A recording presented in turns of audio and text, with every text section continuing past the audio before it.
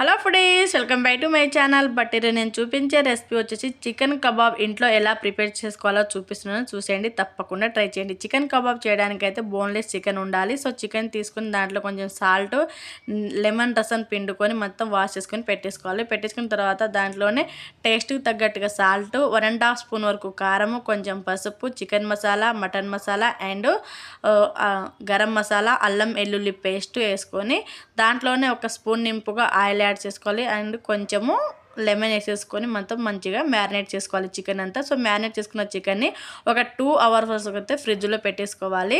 So ఫ్రిడ్జ్లో పెట్టకపోతే మనకు కబాబ్ అనేది మంచిగా రాదండి. తప్పకుండా ఫ్రిడ్జ్లో పెట్టిన తర్వాతనే మనం చికెన్ కబాబ్ అనేది రెడీ చేసుకోవాలి. సో నేను 2 అవర్స్ అయితే డీప్ ఫ్రిడ్జ్లో పెట్టుకున్నాను.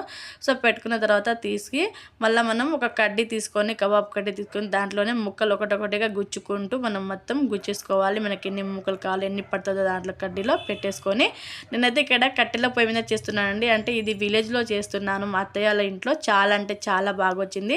సో కట్టెల పొయ్యి లేని వాళ్ళు మనం స్టవ్ మీద అయినా చేసుకోవచ్చు. అది కనుక అదే టేస్ట్తో ఉంటుంది. కానీ కొంచెం కట్టెల పొయ్యి మీద టేస్ట్ అనేది చాలా ఇంకా ఎక్కువగా బాగుంటుంది. సో ఇలా మనము ఒకే లెవెల్లో మంట వచ్చినట్టుగా చూసుకొని కొంచెం చిన్న చిన్న కట్టెలు పెట్టుకొని మంచిగా అటు నుంచి ఇటు కాల్చుకోవాలి ముక్కలు అనేవి. అప్పుడు మనకు ఎంతో టేస్టీగా ఉండే చికెన్ కబాబ్ అనేది రెడీ అయిపోతుంది. తప్పకుండా ట్రై చేయండి. మీ పిల్లలు కానీ పెద్దలు కానీ చాలా ఇష్టంగా తింటారు.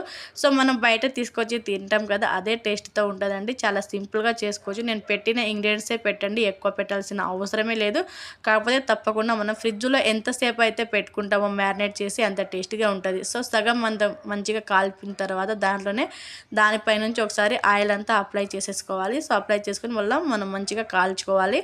సో కడ్డీ అటు ఇటు తిప్పుకుంటూ మనం మంచిగా కాల్చుకుంటే మనకు ఎంతో టేస్టీగా ఉండే చికెన్ కబాబ్ అనేది రెడీ అయిపోతుంది.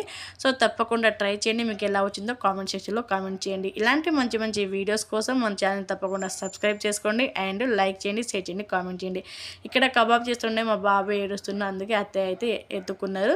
సో ఫైనల్గా అయితే ఇక్కడ మనకు కబాబ్ అనేది రెడీ అయిపోయింది. చూసేయండి. సో మనకు ఉడకవనే టెన్షనే లేదండి. టేస్ట్లో అయితే అసలు డిఫరెన్సే ఉండవు.